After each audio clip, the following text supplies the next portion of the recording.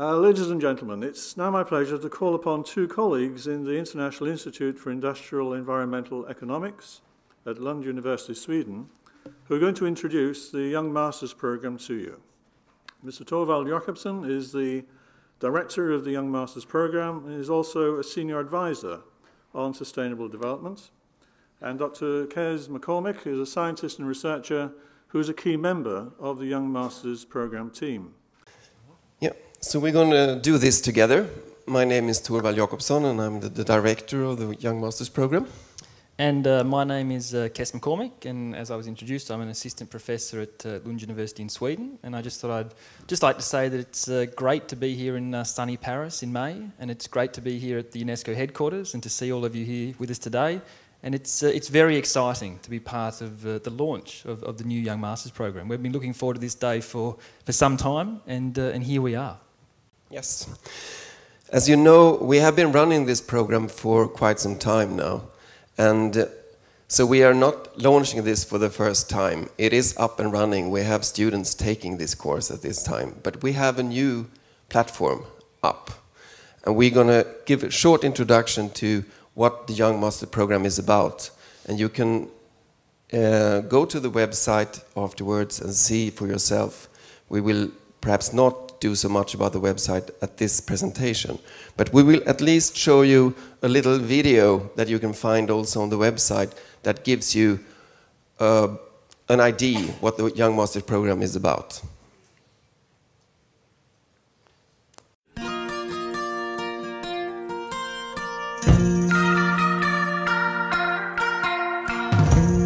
Green as the heart of every spirit in the forest, green like the quiet patch of calm where all silence comes from, green as the clover that she keeps in a locket, green like the park where lovers walk hand in hand together. Too many lonely soldiers come and go, days and nights parading in a row, and they go by like nothing happened.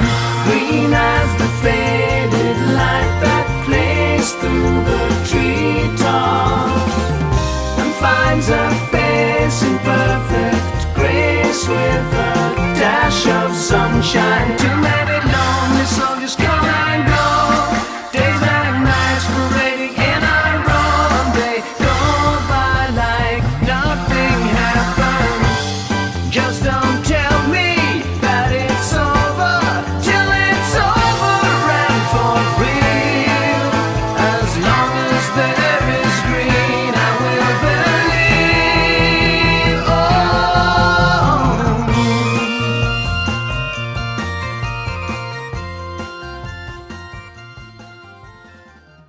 So, there you have it. It's on the website. 90 seconds, short introduction to what we try to do with the Young Masters Programme. If you want to start a story about the Young Masters Programme, this is where you should start, because this is where it ends for our students, with the project work, typically. And these project works, they are really the thing that inspire us that work with this program, because we see them happen all around the world. We distribute this program, and there is lots of fantastic things happening on the local level.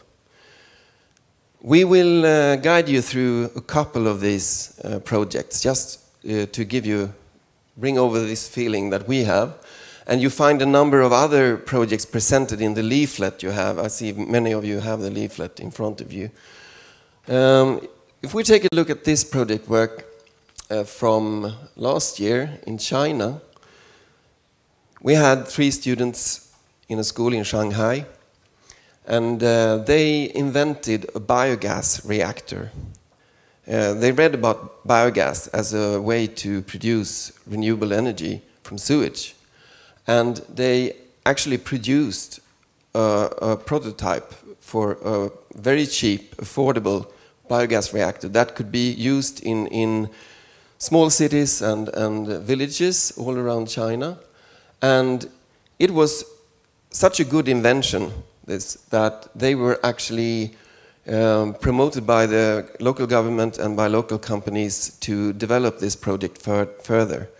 So sometimes we have truly innovations as project works in this program.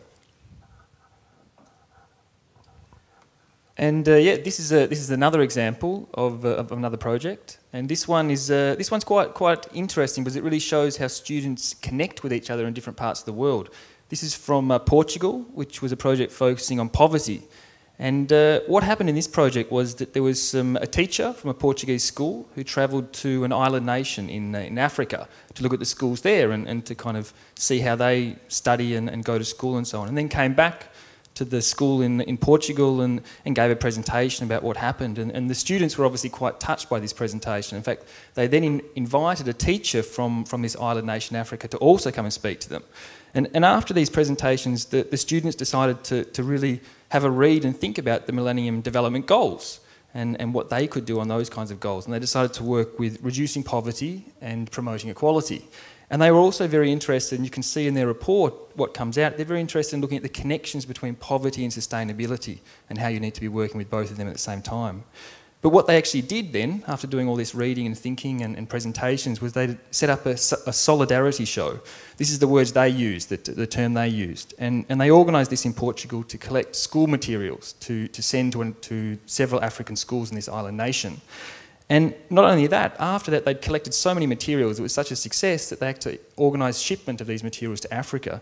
And I think what's interesting about this project is really how they've really followed through on something. They haven't just talked about it or thought about it. They've actually organised a show, brought together their school, collected materials, organised the shipment, and then remained in contact with the school in Africa. So it's a nice project to kind of show what the Young Masters Program can do. And the third one, it's quite similar to the one we saw from China just one slide ago. This is a group from Sweden, and they made a similar invention, a functioning system for taking care of sewage water and trapping nutrients that are leaking from agriculture out into the water.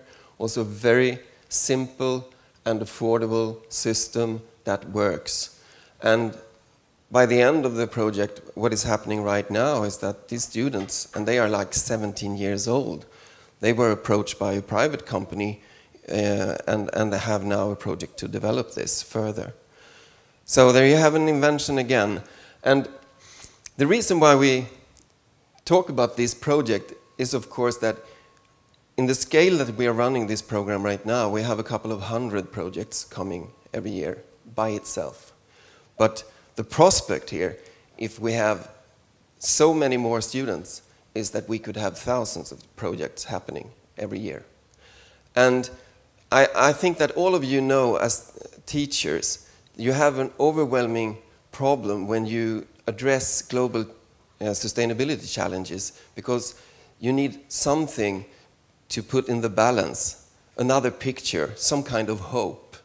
And this is something that we could actually, with a new platform, transfer to the students. We can show them that all over the world, things are happening. People are doing similar things that you are trying to do, and they are just about your age, and they have taken the same program, and there is something going on, and you can be a part of it. So that is why we start with the projects, and now we will talk more about strategies and our thoughts behind this, and so on and so forth. But the projects is really the result of this program. And that is hands-on results in the real world. And so it was brought up earlier by a speaker actually about values. And here we have a slide about the kinds of values and outcomes we see come out of the projects generally. And I think we've presented 3 projects here, and as Torvald said, there's 4 more presented in the leaflet. And if you look over these projects and others, what you can really see firstly is innovative thinking. The students take a problem on and then try to find a solution. And think about it in different ways and try to come at it from different perspectives and so on. So that's the first thing you see. But the next thing you see is collaborative creativity. And this is really what we're going to need if we're going to move towards sustainability. We need to be working together in teams, we need to be creative in those teams, and we need to be pushing each other's buttons and so on. And you can see that in the Young Masters program, and particularly in the project works. Another thing that is special with the Young Masters program is that we have a deliberate strategy to move between online and offline activities and sessions. So we give a common ground, so to say, common understanding of the challenges, but we ask for local activities, and it is the local activities that are brought back to our global classrooms. We'll talk more about this later. But what we can see is that there is a lasting effect of schools and teachers and students participating in the Young Masters program. They continue to work in this way, even if they have no groups online. And we have a number of examples that are stunning. For instance, in southern China, we have a number of schools that are YMP schools, so to say. They have implemented this methodology in their schools as a general strategy for group learning and problem-based learning. And we don't see these students online because the whole school is doing this. And I think 1.5 years ago it was one school just in southern China, and now there are 14 of them. And as we speak, I don't know how many they are. But things are happening on the local level when you spread out something like this and just share it with the world. Yeah, I think Torvald is obviously collecting these points together and showing you how they fit together. And I'll move to the next one, because changing perspectives and lives is also a very important part of the Young Masters program. I think you can really see this in the students, in the way they write, the way they communicate with each other, that it is affecting them, how they think about the world and what they're going to do after school and so on. This comes out very interestingly in the Young Masters program, and it's a little bit fluffy at this point, but it is also very important that we do change people's perspectives and we do change their lives.